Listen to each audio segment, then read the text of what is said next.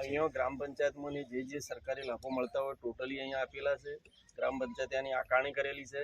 Road, રસ્તા, ગટર, પાણી ટોટલી સુવિધા આ લોકોને અહીંયા આપેલી છે અને વર્ષો પહેલા આપેલી છે, આજે નહીં, વર્ષોથી ચાલી આવે છે. અને આ લોકોને લાઇટ પણ, મીટર પણ છે પોતાના. અને આ જમીન આ લોકોએ હડપ કરી લીધી છે. હવે આ લોકો તો રોડ ઉપર આવી ગયા બિચારા અત્યારે.